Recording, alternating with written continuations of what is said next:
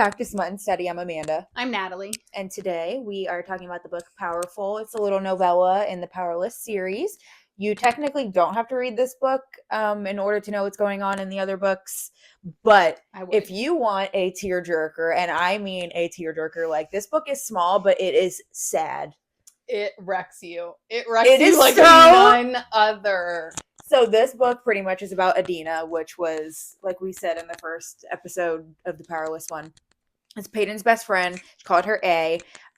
So this is Adena's point of view from like everything that was going on in Powerless.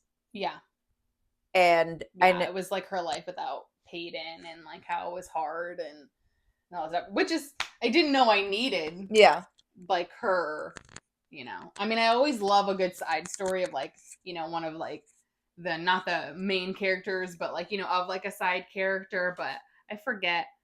I paid $15 for this book, and at the time, I literally remember thinking in my head, like, I can't believe I'm paying $15 for this little book, and then I read it, and I was like, I would have paid a lot more money for this book, knowing what I know now. Yeah, but like, I don't know, obviously, if you watch the episode for Powerless, you know that Adena dies.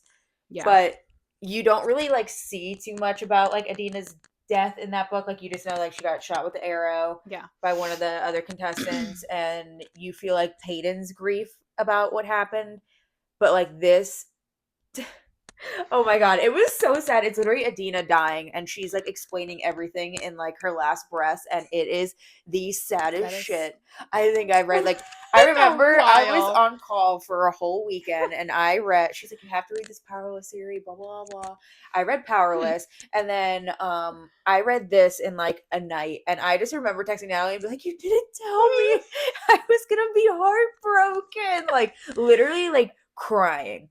It actually wrecks crying. You. Yes, it absolutely wrecks you. And basically, so it's like, to sum it up, Paedyn's like in the castle right now doing her own thing, and Adena's like living her life still in the slums, still trying to make it. And, you know, if you kind of remember or know anything about like Paedyn and Adena, like Paedyn was the one who stole for like Adena. Like Adena was the one that, you know, she didn't really have any fighting skills. She didn't have any fighting skills. She was very soft. Like, she could just create, like, she created, like, Paedyn's vest that she wears, like, all the time. And, like, did really, like, beautiful things like that. But she wasn't as, like, a mastermind of, like, getting food and getting all this stuff. So, anyways, so she was, you know, slightly struggling. But she meets this guy, like, Mac or whatever. And they basically, even in this short book, have their own little like love story blossom, and it's like beautiful. And like he was like a loner, didn't want anybody, and like she's basically staying with him, like sewing things. They're like opening up to each other, they like love each other, blah blah blah. And then all of a sudden Adena gets taken to the castle to be like Paedyn's, I don't know, what do you call it? Seamstress, yeah, or whatever. And Mac's like super like upset about it, but at the same time, it's kind of like a great opportunity. The fact that she's going to be like in the castle, blah blah blah. And then why does Mac come to the arena? Was he part of the resistance or something? Or I don't remember why he came, but the day that Adena was like tied up in the middle of the arena. Oh, because remember she was supposed to meet him in like the little place, and she never showed up. Okay. Yeah.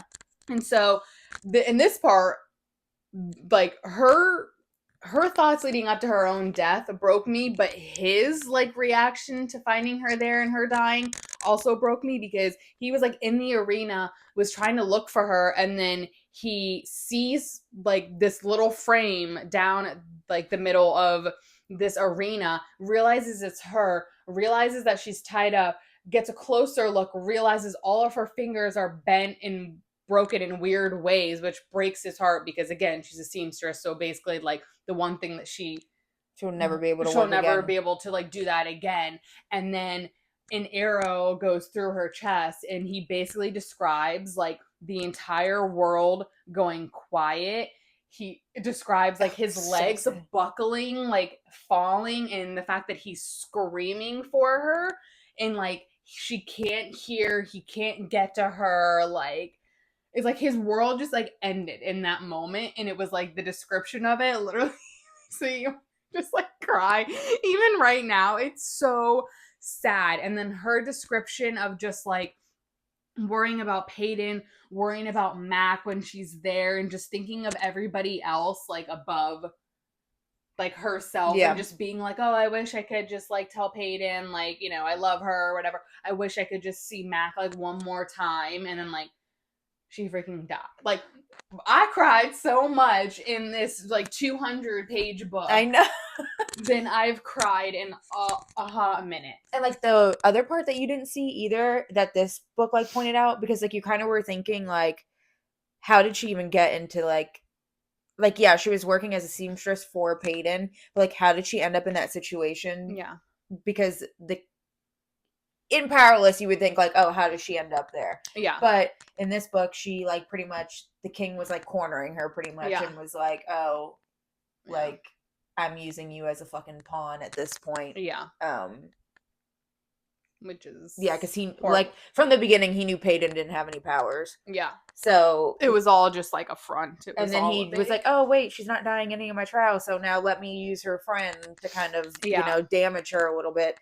But like, oh god, it was terrible. Yeah, it was. And she didn't even like tell Adena or Paedyn about Mac, because she was like, oh, I don't want to like, she has so much going on, like I want her to focus on staying alive, like I'm not gonna like burden her with like my love story. So like Paedyn didn't even know Mac like existed.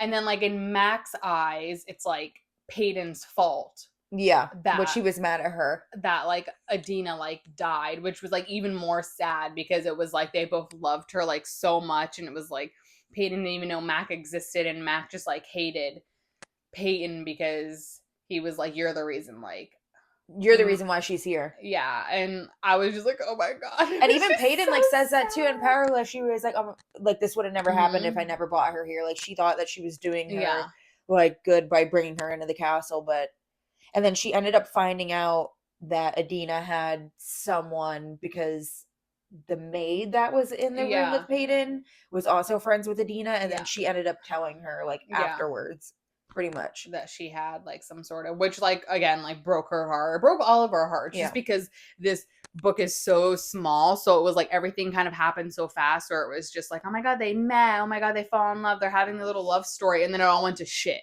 Oh, it went to shit so and fast. And you were like, oh my god, like I don't know, it just absolutely wrecked my life. But and moral of the story with this book is, if you want to cry, read it. If you don't want to cry, don't read it. But for such a small book, masterpiece. If you total masterpiece. Just haven't had a really good cry from a book in a really long time, or just in general in your day-to-day life, this is it. Because I feel like there's a fair share, and again, I'm very easy to please, I'm very gullible, I feel like I can easily kind of get, you know, things that I care about and I think about, I could easily kind of like tear up. So a lot of the books that I do read, I have multiple moments where I'm like, okay, like I shed a few tears, a main character dies, it's very emotional, like I'll tear up, like I'm invested in stuff. But I feel like I hadn't cried this hard since like reading from fucking like Throne of Glass. Oh yes.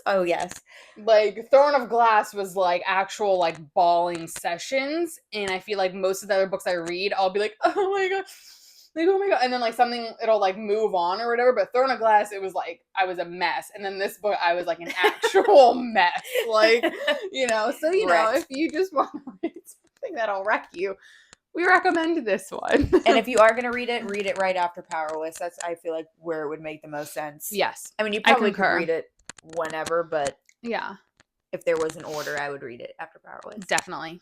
So hopefully you've read it, I guess. And hopefully you cried too, or don't make us sound like we're like big blubbery babies over here. Yeah, hopefully you guys have a heart, because I don't know how anyone could read that and not actually sob. But you know, maybe we're just different on that aspect. But anyways, if you haven't read it, read it if you want a good cry. It's definitely a beautiful little like novella side story out of all of novellas that I've read. Yeah, this one is the one. This is the only novella that has actually ever like really like wrecked me or like made a difference. Like I feel like a lot of novellas, you're like, oh, that was a cute side story. Didn't really need to read it. This, you were just like changes everything, especially before Fearless came out. Like, oh yeah, 100%. So definitely 10 out of 10 recommend for crying and just enjoyment, I guess. But yeah, until next time. Thanks for tuning in. Bye.